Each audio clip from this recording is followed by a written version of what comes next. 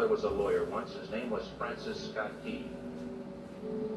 He penned a song that I'm sure you're aware of. You've seen it. It's in most hymnals throughout our churches. It's called the national anthem. It is our song as an American.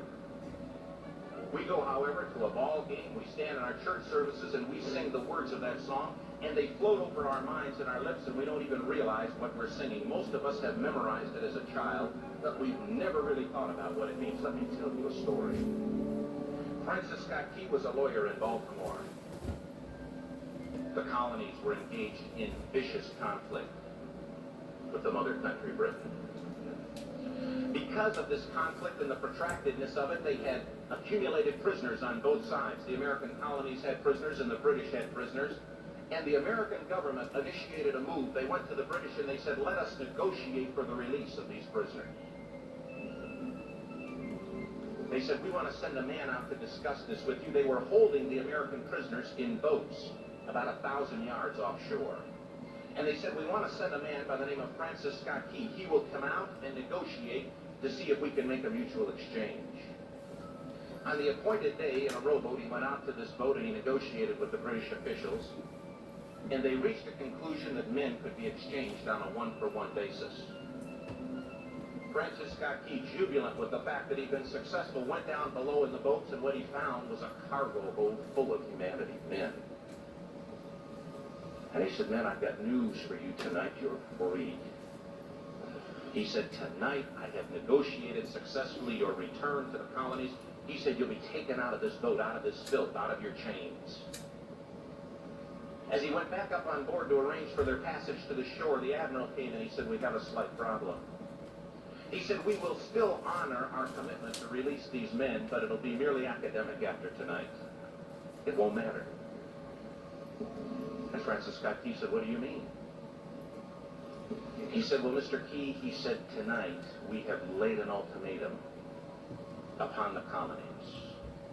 Your people will either capitulate and lay down the colors of that flag that you think so much of, or you see that fort right over there, Fort Henry? He said, we're going to remove it from the face of the earth. He said, how are you going to do it? He said, if you will, scan the horizon of the sea. And as he looked, he could see hundreds of little dots. And he said, that's the entire British war fleet. He said, all of the gunpowder, all of the armament is being called upon to demolish that fort. It will be here within striking distance in a matter of about 2.5 hours. He said, the war is over. These men would be free anyway. He said, you can't shell that fort. He said, that's a large fort. He said, it's full of women and children. He says, it's predominantly not a military fort. They said, don't worry about it. They said, we've left them a way out. He said, what's that? He said, do you see that flag way up on the rampart? He said, we have told them that if they will lower that flag, the shelling will stop immediately. And we'll know that they've surrendered, and you'll now be under British rule. Francis Scott Key went down below and told the men what was about to happen. And they said, how many ships? He said, hundreds. The ships got closer. Francis Scott Key went back up on top and he said, men, I'll shout down to you what's going on as we watch.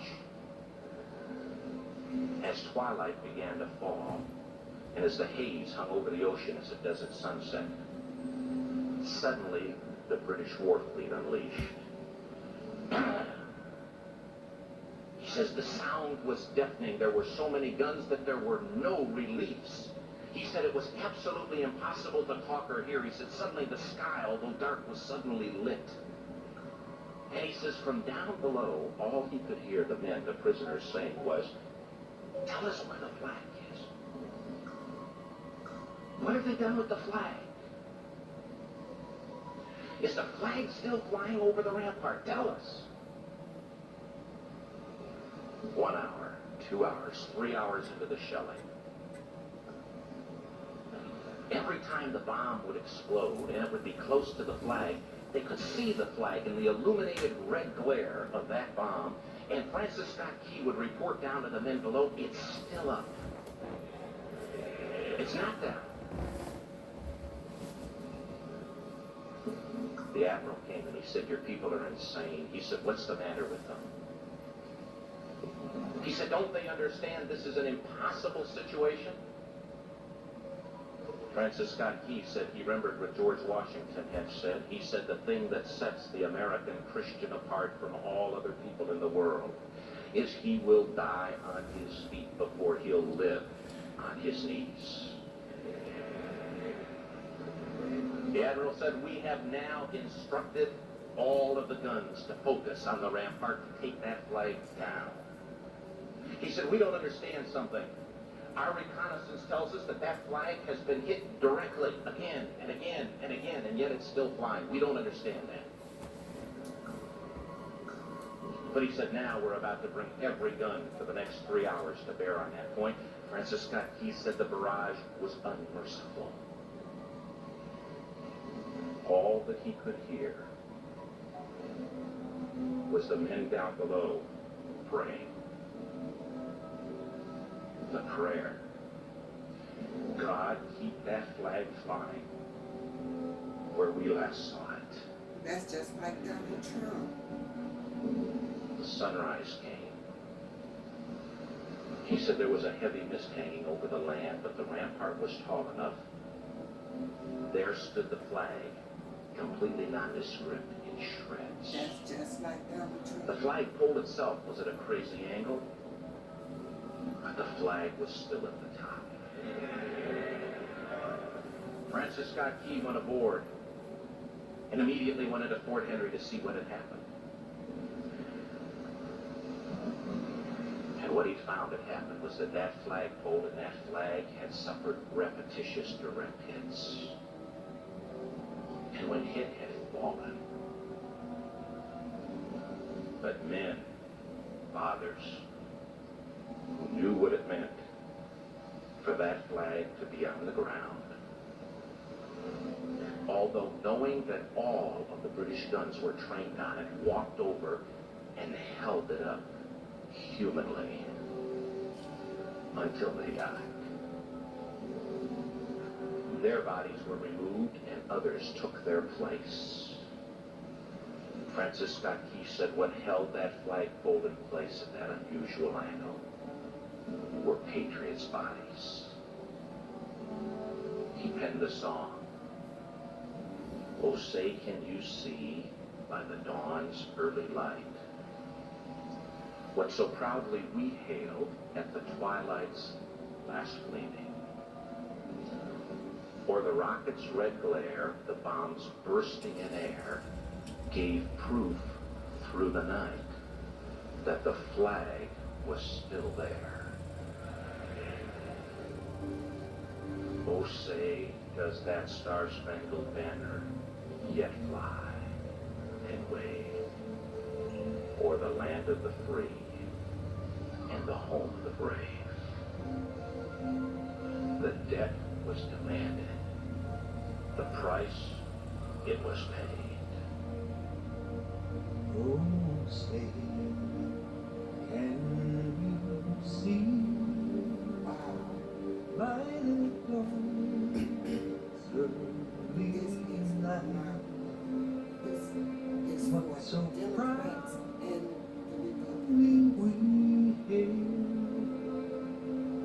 at the twilight's last gleaming?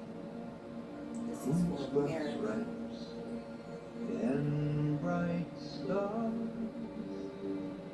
through All the year perilous fight on this plane. for the red And we need to recognize that. we walk were so And we need to take care of that. gallantly streaming, and the rock We need to protect that.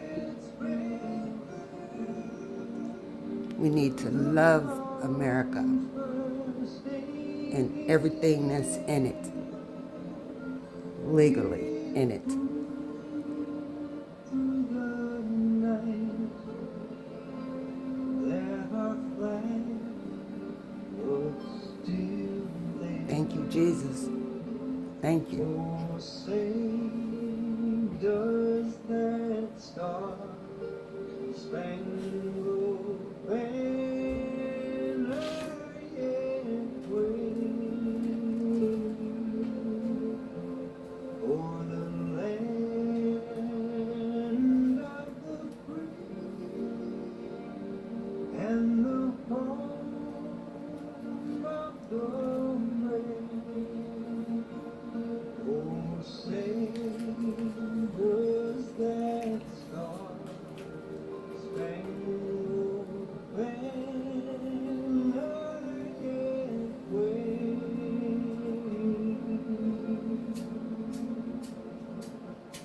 for